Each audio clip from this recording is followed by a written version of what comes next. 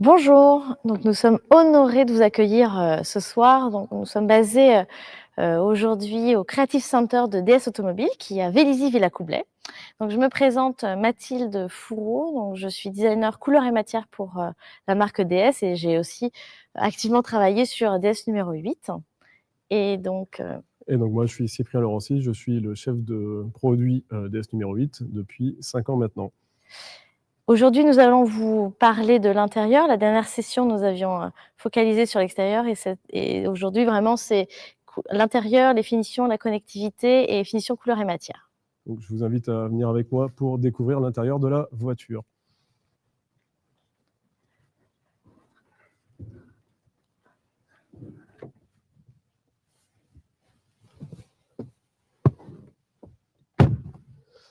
Donc, dans cet intérieur, ce qu'il faut avoir à l'esprit, c'est d'abord vraiment un intérieur qu'on a voulu très horizontal dans son design, très élégant, très intégré.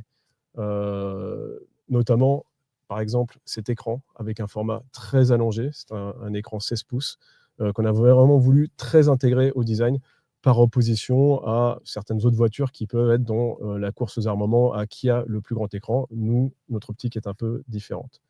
Ce qu'on découvre aussi dans cet intérieur, en premier lieu, c'est ce volant. Ce volant avec une forme assez particulière, on l'appelle le X-shape, en forme de X en bon français. Ça s'explique quand on le voit. Donc ça, c'est nouveau. C'est vraiment une intention de style, mais que par ailleurs, on a vraiment travaillé pour qu'il soit aussi ergonomique. Par exemple, on a ici, je ne sais pas si ça se voit bien à l'écran, mais un embrèvement pour les pouces, de façon à ce que chacun trouve vraiment sa position de conduite. L'autre avantage de cette disposition des branches, c'est qu'on voit extrêmement bien les commodos à travers le volant.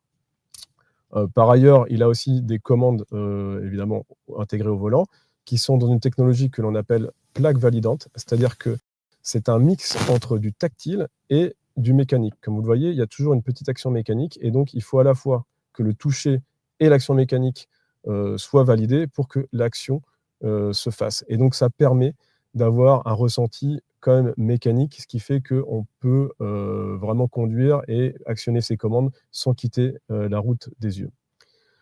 L'autre point à garder en tête, je vous disais que c'était très horizontal. Vous voyez qu'on a ici une rangée en décor, ce qu'on appelle gainé, donc dans un matériau souple qui peut être, et ça Mathilde vous le détaillera, soit du cuir, soit de l'alcantara, soit autre. Mais on a aussi, un peu au-dessus, un décor qui est là, ce qu'on appelle un décor dur, donc dans une matière qui peut être de l'aluminium ou autre, et qui vient bien contraster avec le décor gainé. Le tout souligné d'un ambient lighting, on va dire, ça c'est encore du bon français, c'est de la lumière d'ambiance, qui vient aussi souligner le bas de l'écran, donc pour un effet flottant. Et vraiment, cet écran, il est très, très bien intégré au milieu de la voiture avec donc une vitre très fine. C'est un écran HD et on voit ici des petits décors en miroir sur le côté. Ce que l'on voit si on passe sur les portières, c'est que ce décor ici, dur, se prolonge sur les portières avec cette pièce ici qui est un peu notre pièce de résistance. C'est en fait une pièce qui fait plusieurs fonctions en une seule. C'est une fonction de décor, comme j'ai dit, c'est une fonction d'ambient lighting, mais c'est aussi là où on va attraper la porte pour la fermer. Et donc, c'est évidemment une pièce qui est extrêmement robuste et qui fonctionne extrêmement bien. Je reviens dans l'habitacle. Donc, je vous disais ici, on a cette pièce qui fait poignée, décor, ambient lighting, mais également hi-fi ou audio. En tout cas, on a des haut-parleurs qui sont derrière ce décor, qui est ajouré. Et dans ce cas-ci, là, on est dans une voiture qui est hi-fi. Donc, la hi-fi focale, toujours avec une nouvelle fonction qui est une fonction 3D. Donc, la fonction 3D, c'est ce qui permet d'avoir une expérience complètement immersive. L'idée, c'est qu'on peut distinguer, de la même façon que quand on écoute un groupe de musique en live, les différents instruments et les différentes voix. On peut distinguer l'instrument qui est à droite, l'instrument qui est à gauche et l'instrument qui est en haut, grâce à ces haut-parleurs qui sont dans le pavillon. Je vais vous parler maintenant un petit peu de la console centrale. Vous voyez ici qu'on a une arche qui est là à la fois parce que c'est élégant en design, c'est très aérien, c'est très suspendu, un peu à l'image de l'écran qui lui aussi est suspendu avec son ambient lighting. Mais c'est aussi très fonctionnel. Pourquoi ? Parce qu'on a ici une dépose téléphone qui est parfaitement placée. Évidemment, ça recharge le téléphone, hein, Et le téléphone, il est visible. Ça veut dire que déjà, quand on part de la voiture, on ne l'oublie pas. Et puis, ça veut dire aussi que si on reçoit une alerte, même si on n'est pas censé le regarder, du coin de l'œil, on peut l'apercevoir. Et puis, ici, on a dans la prolongation de la main, puisque vous voyez qu'on conduit de façon très relaxante avec la main sur le repose-paume, on a ici des commandes qui sont celles qu'on peut vouloir utiliser rapidement. Par exemple, monter ou descendre le volume, ou mettre un petit coup de mute sur la radio ou sur la musique, ou à gauche, tout ce qui est mode de conduite, c'est-à-dire que c'est avec ces sélecteurs qu'on va passer du mode normal au mode sport, ou au mode éco, ou au mode confort. Cette console, elle est aussi là pour du rangement. Donc, on a en bas un rangement ici que l'on peut fermer, donc qui permet de dissimuler les objets quand on est stationné et qu'on ne veut pas les laisser à la vue de tous. On a à l'intérieur donc de son rangement, évidemment, un espace pour ranger des objets, mais également un double porte-gobelet qui est là pour les contenants, on va dire, de petite à moyenne taille.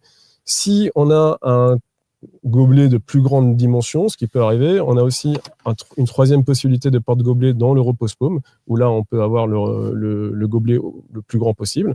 Et puis, on a évidemment un rangement dans la coudoir. Donc, vous voyez, cette voiture est très, très fonctionnelle de ce point de vue-là. Dernier point aux places avant, vous l'aurez peut-être remarqué, ceci est un rétroviseur qui peut être un rétroviseur caméra. Là, en l'occurrence, je suis en fonction caméra, donc en fait, je n'ai pas d'angle mort. Donc, on voit Mathilde qui passe derrière. Et si Mathilde est sur les côtés et que je passe en mode miroir, parce qu'on peut aussi se mettre en mode classique miroir, eh ben, je ne la vois plus parce qu'elle est dans l'angle mort. Donc, c'est ça l'avantage de la technologie rétrovision numérique. Et tout dernier point, évidemment, n'oublions pas, nous sommes aussi équipés d'une vision tête haute avec toutes les informations de vitesse, d'aide à la conduite et de navigation que l'on peut donc voir en transparence sur le pare-brise sans quitter la route des yeux. Donc, je vous invite à passer un peu à l'arrière.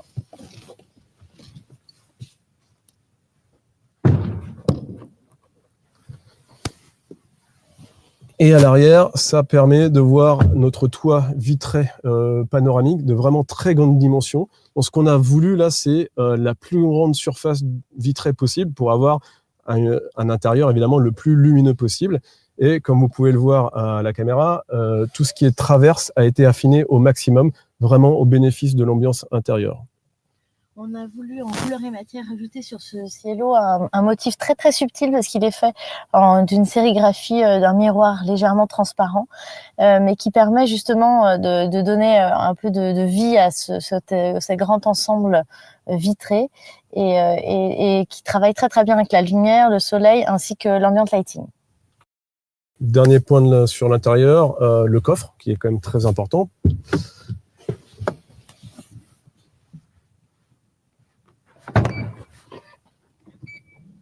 Donc, le coffre, on a vraiment un véhicule qui est doté d'un très grand coffre, donc 620 litres dans sa meilleure configuration. Donc, ça permet vraiment une vraie polyvalence d'usage. On peut rentrer notamment 2 sacs de golf dans le coffre sans rabattre les sièges. Et puis, on peut aussi noter qu'on a donc sous le coffre un espace de rangement des câbles qui vient en fait couvrir toute la surface à l'étage inférieur.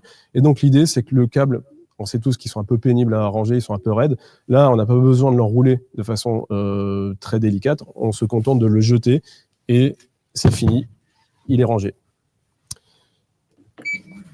Je vous invite maintenant à repasser sur un autre atelier puisque je vais céder la parole à Mathilde qui va vous détailler toutes les finitions et les couleurs et matières que l'on a employées sur l'ADS numéro 8. Cet intérieur que vous avez vu dans le véhicule, donc c'est les plus hauts niveaux en tout cas de finition et de qualité. Nous avons travaillé sur un cuir Nappa. Pourquoi le cuir est important encore pour la marque EDS? C'est que pour nous c'est un déchet que l'on veut revaloriser. Pourquoi un déchet? Parce que c'est un déchet de l'agroalimentaire et que pour nous c'est une des matières les plus durables et les plus sensibles et sensuelles possibles, et que nous voulons, le problème des cuirs actuels est plutôt le tannage qui était au chrome à l'époque. Et sur cette finition, en finition cuir que nous proposons, nous avons travaillé avec un fournisseur qui nous a proposé un tannage à la végétale qu'on appelle, donc c'est un tannage à la feuille d'olivier, En fait, quand on vient donc justement faire faire de l'huile d'olive, il y a les olives qui tombent avec les petites les feuilles, et donc on réutilise ces feuilles pour utiliser le tannage. Le tannage, c'est un processus pour la qualité du cuir. Donc là, on en est très fiers parce que ça nous permet d'utiliser cette matière, mais avec cette façon un peu plus verte, on va dire, un peu plus écologique possible. Ici, vous voyez un élément qui est représentatif du siège. Donc c'est le bracelet de montre. Il est perforé parce que c'est un siège donc ventilé et chauffant. Nous l'avons travaillé aussi avec en ton sur ton, donc c'est vraiment une ambiance que vous avez vue dans le véhicule, qui est une ambiance colorée très, on va dire, qu'on appelle nous alezan, donc c'est camel, donc ça permet d'avoir une ambiance colorée très chaleureuse, très douce. Et il est mis en valeur aussi par un point, donc on appelle le point perle, qui fait partie de notre ADN de la marque DS.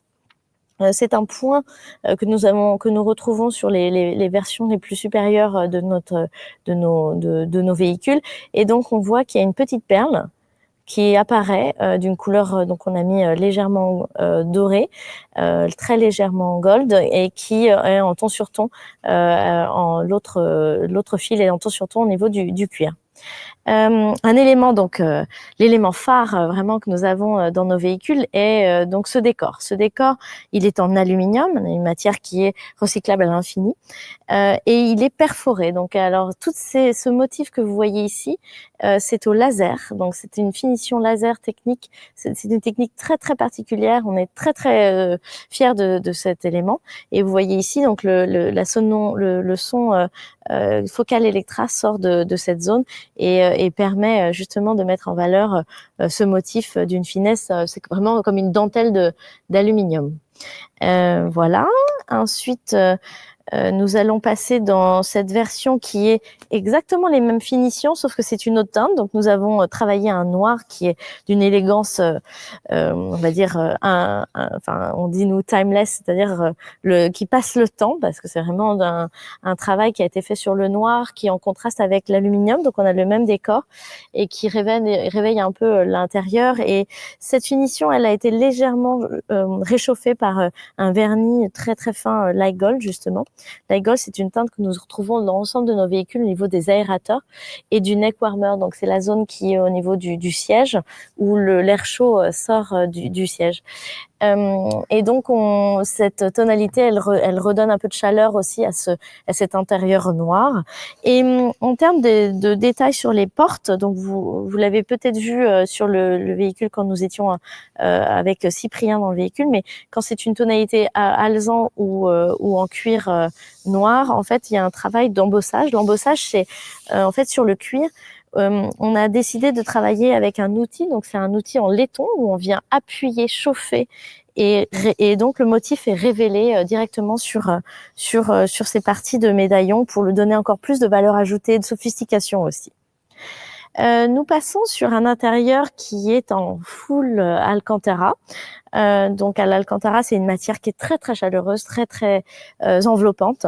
Dans cet intérieur, on a travaillé une tonalité qui est le bleu songe. Le bleu songe, c'est une nouvelle teinte que nous avons chez DS, qui est pour nous un peu le nouveau noir, on va dire. C'est une teinte qui est un bleu très sombre, extrêmement élégant. Moi, je me suis vraiment inspirée de cette teinte par quand j'étais en rendez-vous avec pas mal de personnes masculines, on va dire, dans le milieu automobile. Il y a beaucoup de costumes bleu marine, et donc c'est vraiment cette tonalité d'un bleu sombre très élégant. Et donc on l'a travaillé sur de l'Alcantara.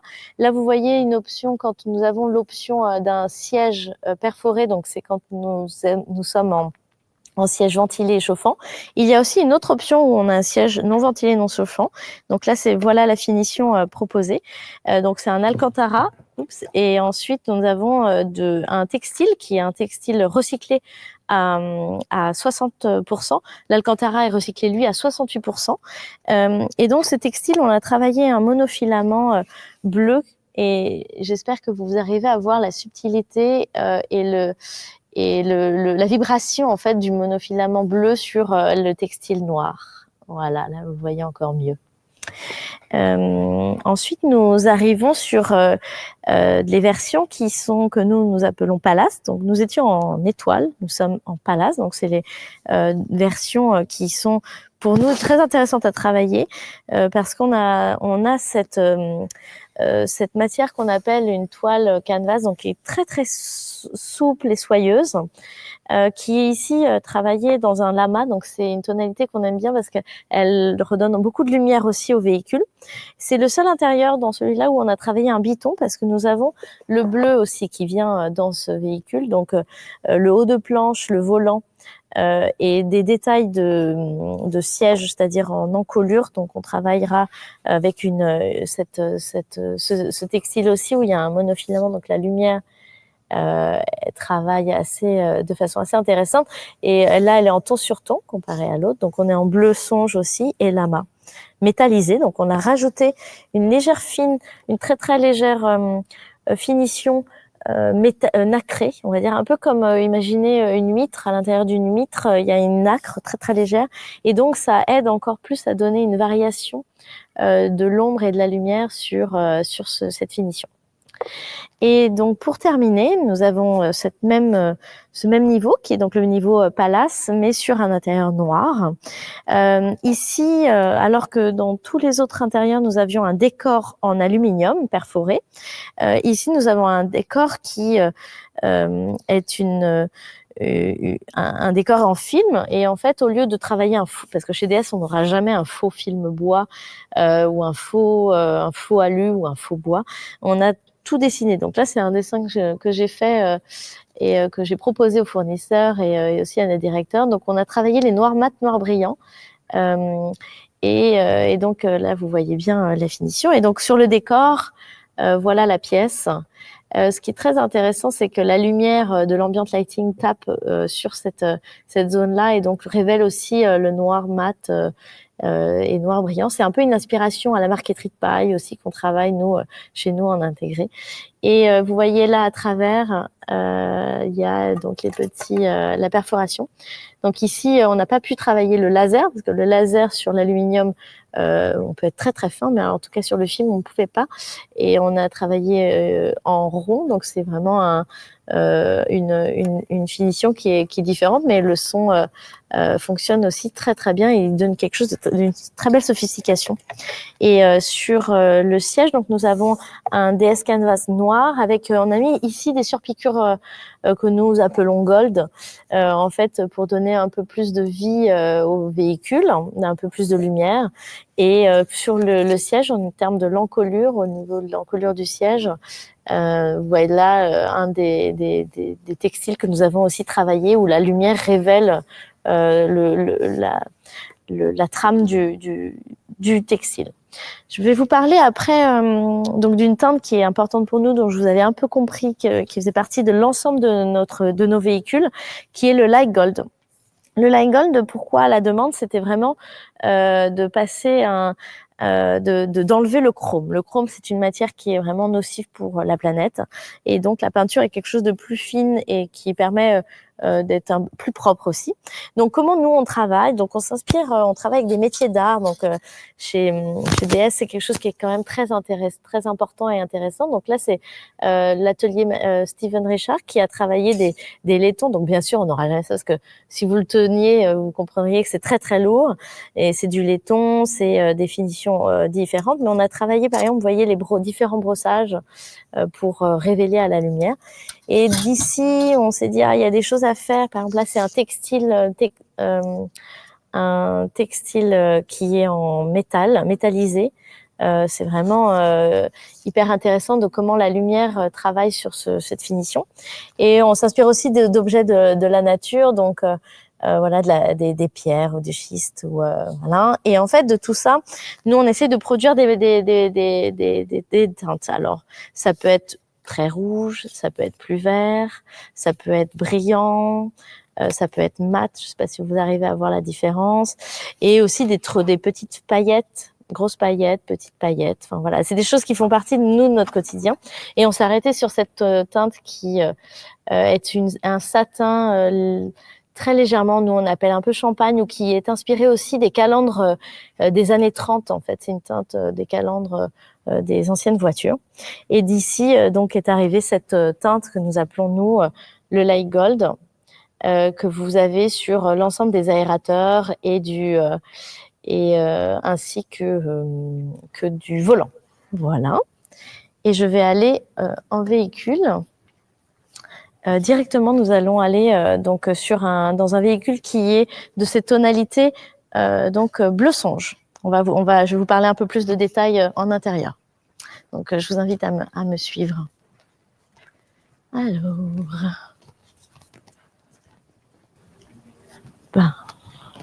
là, et donc voilà l'intérieur bleu songe. On va commencer comme ceci.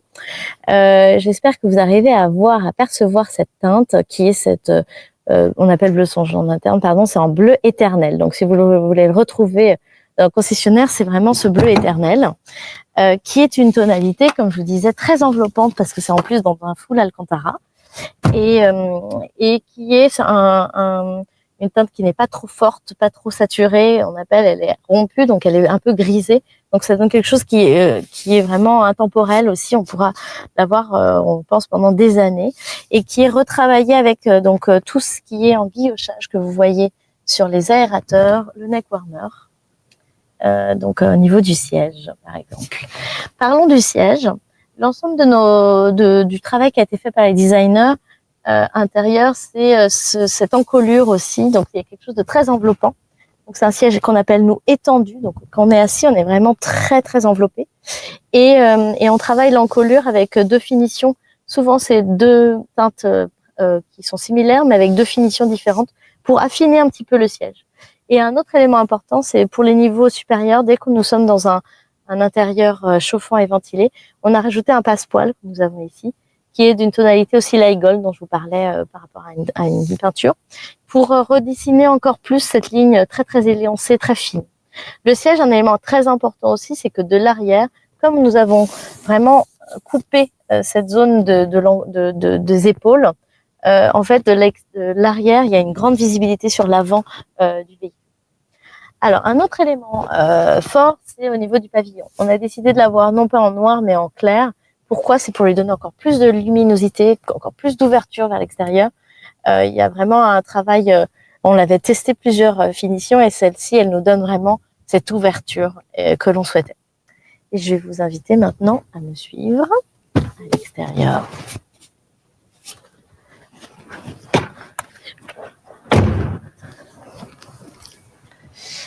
Et donc, maintenant, je vais laisser la parole à Cyprien Laurency qui va vous parler donc des connectivités. Cyprien, à toi. Précisément de planificateur d'itinéraires embarqués et de questions de recharge et de préconditionnement. Donc, là, vous voyez, j'ai programmé un itinéraire pour aller depuis Paris jusqu'à Bordeaux. Donc, en fait, dans cette navigation, on a deux grands modes. On a un mode, on va dire, guidage classique, et on a aussi un mode parcours où on peut visualiser le parcours. Donc, en l'occurrence, là, pour aller à Bordeaux, il me propose 3 arrêts, sachant que là, c'est une voiture qui dispose de la batterie standard et pas de la grande batterie, et que je n'ai pas 100% de la batterie. Donc, c'est pour ça qu'il me propose 3 arrêts. Donc, en fait, la logique du système, c'est de nous proposer la façon de procéder la plus rapide possible, la plus efficace possible en termes de temps. Et donc, c'est pour ça qu'il va plutôt nous proposer plusieurs arrêts avec des recharges un peu plus limitées pour être dans la meilleure partie de la courbe de charge. Là, on profite de la puissance de charge la plus élevée. Après, bien entendu, si on veut s'arrêter pour manger et rester plus longtemps, charger plus, évidemment, c'est possible. Évidemment, le système va recalculer. De la même façon, si on conduit de façon très souple et qu'on est finalement meilleur en consommation que ce qu'a anticipé le système, il va lui aussi recalculer et adapter toujours en direct la stratégie. En tout état de cause, ce qu'on peut voir ici, c'est que il va nous indiquer non seulement le nombre d'étapes, mais également quelles sont les bornes qui vont être utilisées, quelle est la puissance de la borne, et également de combien on va charger et combien de temps ça va durer. Et il va aussi nous indiquer quelles sont les disponibilités. Alors là, ce sont les aléas du direct. Dans ce bâtiment, malheureusement, la 4G, les data ne passent pas, donc ça n'apparaît pas à l'écran, mais quand vous êtes à l'extérieur, vous avez donc par exemple sur une station avec 12 bornes, il va vous dire qu'il y en a 3 qui sont occupées et donc 9 qui sont libres. On peut aussi modifier les paramètres de calcul de ce planificateur d'itinéraire. Par exemple, je peux, parce que je suis un utilisateur un peu averti qui aime optimiser, je peux lui dire que je veux ravitailler à 5% lors des recharges et arriver à 5% au point de destination. Et donc là, il va réfléchir un petit peu et il va nous recalculer un itinéraire où on voit que j'ai moins d'arrêts qu'auparavant parce que avec ces nouveaux paramètres, ça le permet. Et de la même façon, si je reviens en mode parcours, on voit que les paramètres de recharge ont changé. Je peux aussi faire l'inverse. Je peux, par exemple, pour une raison ou une autre, dire que je veux arriver avec une batterie assez chargée parce que peut-être que demain, j'ai un usage qui nécessite de repartir avec beaucoup de charge. Et donc là, de la même façon, le système recalcule. Voilà. Et on voit qu'il m'a remis un point de charge juste avant la destination qui me permettra d'arriver à bon port avec 71% comme je lui demande. Là, c'est lui qui propose. On peut aussi utiliser la navigation pour vérifier ce qu'il y a comme autre possibilité de recharge sur le trajet et éventuellement en choisir une. Par exemple, voilà, je vois que là, toutes les stations de recharge en vert, et vous voyez qu'il y en a un certain nombre sur un Paris-Bordeaux, je peux regarder pour chacune quel est le fournisseur d'énergie, combien de bornes sont proposées et combien sont disponibles quand la voiture est connectée. Et éventuellement, je peux changer un petit peu la stratégie par rapport à celle qui est proposée. Donc ça, c'est pour la planification d'itinéraire. Il y a quelque chose de très important à garder en tête, surtout pour l'hiver. La vitesse de recharge dépend vraiment de la température de la batterie. Et c'est pourquoi on a ce qu'on appelle un préconditionnement batterie. C'est-à-dire qu'en fait, la voiture, comme elle sait à peu près où est-ce qu'on va s'arrêter pour charger, elle va préconditionner, préchauffer la batterie pour qu'elle soit à bonne température et pour qu'on ait vraiment la vitesse optimale de charge. Et pour ça, il faut s'assurer que ici, ce préconditionnement est activé. Là, en l'occurrence, il ne l'est pas. Mais quand il est activé, vraiment, la voiture, en fonction de la température de la batterie, des conditions de température extérieure, c'est quand est-ce qu'il faut commencer à la chauffer et va donc le faire en fonction de l'itinéraire que l'on a prévu. Le dernier aspect que je voulais vous commenter, c'est l'aspect préconditionnement, mais de l'habitacle cette fois-ci, parce que l'avantage d'une voiture électrique, c'est que notamment en usage de tous les jours, on peut partir le matin en allant au travail avec un habitacle toujours à 21 degrés. Et donc, on préchauffe l'habitacle en hiver, on le climatise en été. Et donc, pour ça, dans le menu climatisation, on a un onglet préconditionnement où vous voyez, par exemple, du lundi au vendredi, je peux préconditionner mon habitacle pour que tous les jours, à 7 heures, quand je pars au travail, il soit à bonne température, à 21 degrés. Voilà ce que je voulais vous partager sur la connectivité et sur la planification d'itinéraire.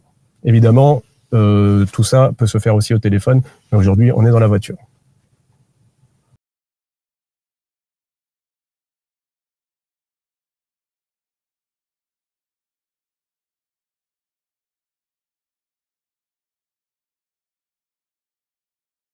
J'espère qu'on a été clair sur tous les points en intérieur, en couleur et matière et en connectivité. Mais donc, je crois qu'il y a quelques questions. Nous sommes prêts à répondre aux questions. Oui. N'hésitez pas à en rajouter si vous avez des questions en plus. Bonjour à tous. Première question.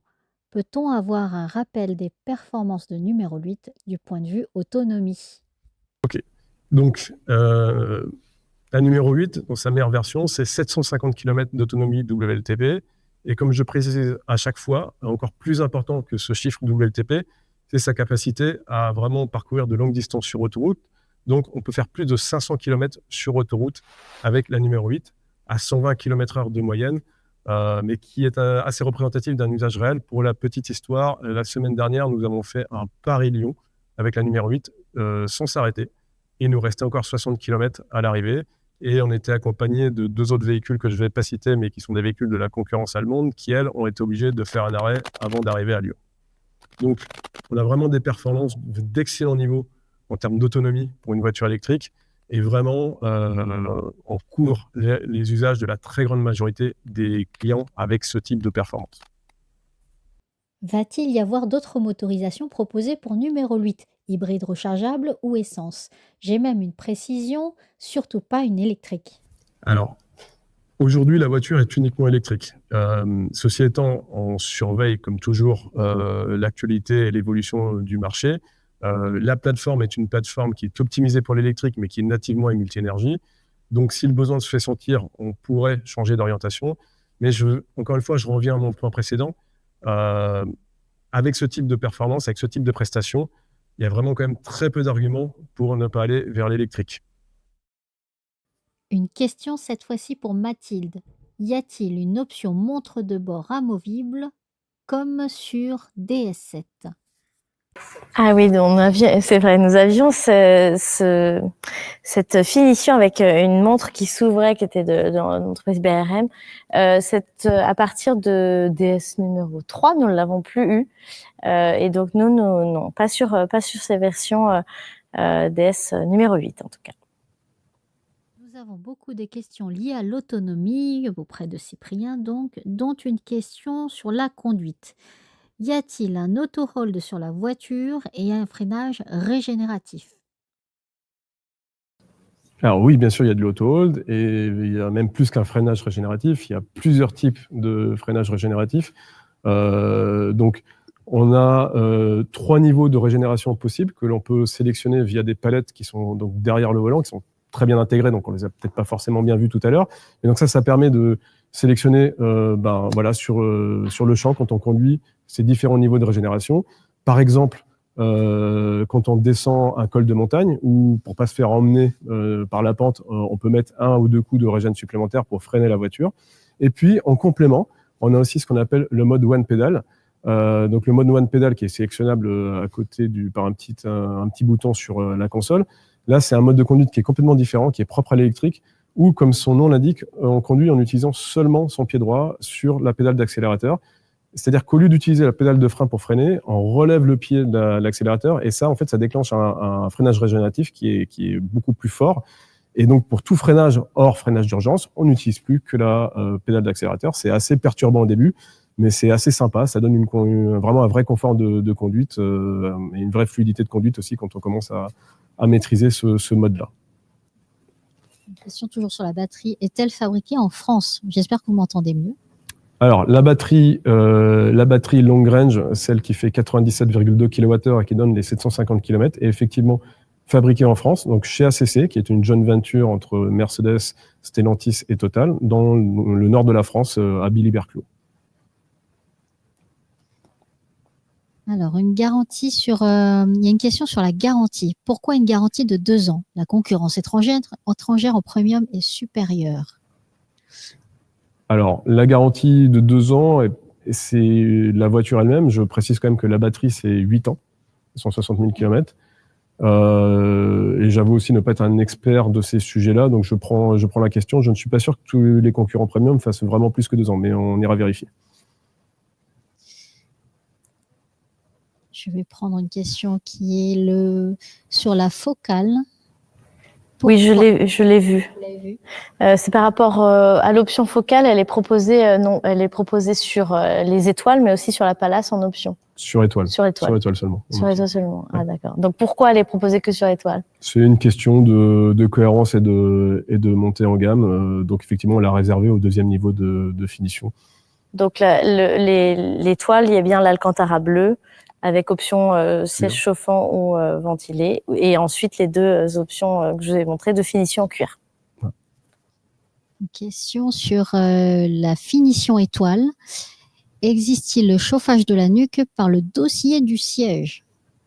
Est-ce que le chauffage... Alors là, pour le coup, c'est prévu, ça existe aussi bien sur étoile que sur Pallas. Voilà. Et donc effectivement, ce neck warmer, ce chauffage de nuque, c'est un peu la petite nouveauté de la voiture qui est hyper agréable par temps frais le matin. Voilà, les petits matins d'hiver quand on part travailler, c'est le petit supplément qui vient parfaitement en complément du siège chauffant et du volant chauffant.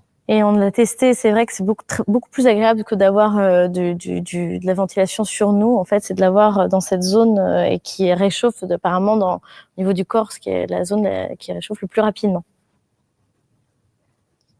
Une question sur la connectivité. est-ce que la numéro 8 a bien la même interface multimédia? L'application MyDS est-elle spécifique à numéro 8? Alors, l'application MyDS n'est pas spécifique à DS numéro 8, mais ceci étant, donc on a quelque chose qui fonctionne très bien, et donc je le précise. Donc dans le cas d'une voiture électrique, on peut aussi, par exemple, prévisionner son itinéraire, y compris ses points de charge, sur son téléphone, par exemple la veille d'un grand départ, et envoyer la destination dans la voiture et appliquer donc le trajet qu'on a prévu le lendemain. Alors, pour Mathilde, pourquoi ne pas proposer un ciel de toit noir? Pourquoi ne pas proposer un toit vitré réellement occultant avec Store ou la technologie cristaux liquides? Alors pour les cristaux liquides, je reste laisser Cyprien répondre.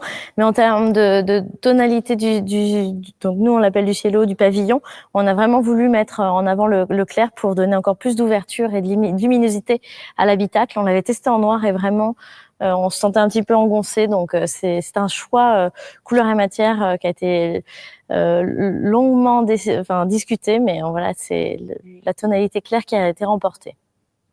Donc, mais je vous laisse vraiment tester parce qu'il faut vraiment aller dans le véhicule pour comprendre toute cette lumière qui arrive dans l'habitacle.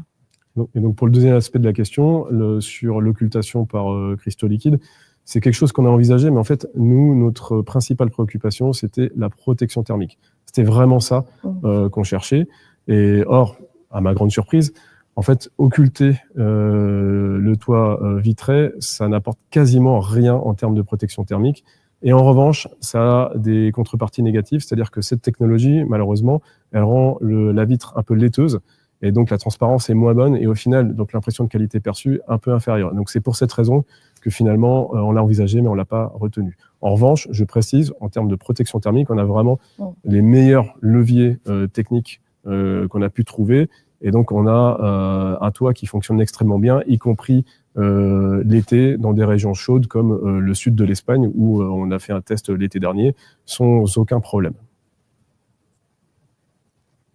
Une question pour Cyprien sur l'autonomie, puisqu'elles reviennent assez fréquemment. Quelle est l'autonomie par temps froid? Alors, je vois les commentaires, une nouvelle DS7, 300 Opéra, 65% de moins, soit 21-22 km à 100% en hiver.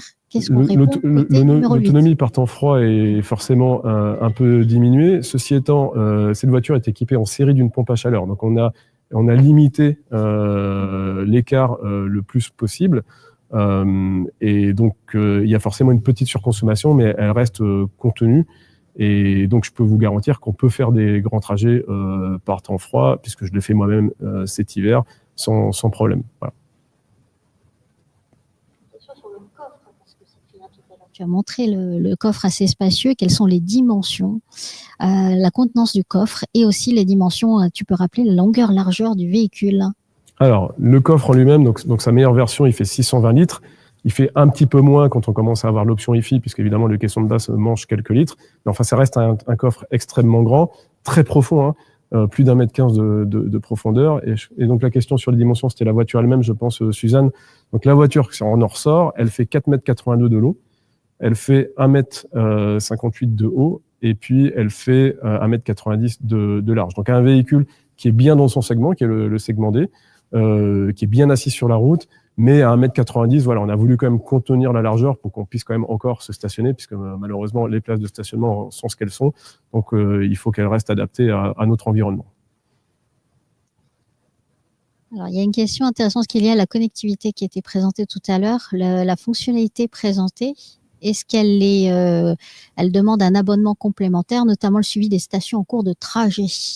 Non, alors déjà, je tiens à préciser que quand on achète une DS numéro 8 ou n'importe quelle DS, toutes les fonctions de connectivité sont incluses dans le prix de la voiture pendant 3 ans. Et ensuite, quand bien même vous choisiriez de ne pas renouveler, vous auriez ce que je vous ai montré à l'écran, c'est-à-dire un calcul de l'itinéraire, vous auriez les stations de recharge, il vous manquera l'occupation des bornes et l'infotrafic. Voilà. Merci pour ce retour. Une question sur le prix de la voiture en elle-même. Est-ce qu'on peut avoir Oui, puisque les prix sont publics maintenant. Donc, la voiture commence à 59 200 € en France. Et donc ça, c'est pour la version batterie standard, et environ 64 000, si ma mémoire est bonne, en batterie long range. Et la version la plus équipée en all-wheel drive, full option, et aux environs des 80 000 €. Est-ce que le CarPlay est sans fil? Toujours pour Cyprien. Le CarPlay, comme Android Auto, tous les deux mirroring sont sans fil par Wi-Fi. Alors, on arrive bientôt à la fin de cet événement. Beaucoup des questions sur les délais de livraison. Si on commande la voiture aujourd'hui, quand est-ce qu'on peut être livré? Q4, dernier trimestre 2025. La voiture peut-elle être visible? Est-elle disponible à l'essai? Elle commence à être visible. Donc les premières sont arrivées dans le réseau.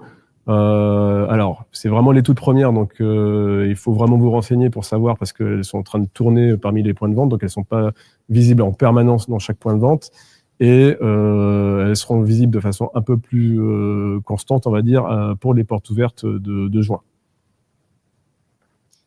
Alors, il y a des questions un peu financement sur sera-t-elle disponible en LLD dans les concessions? Si oui, et quand?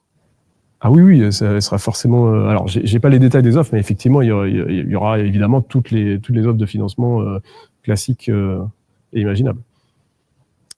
Est-ce qu'il y aura une édition business pour numéro 8? Oui, on y travaille spécifiquement pour le marché français. Ça va venir très vite. Ouais.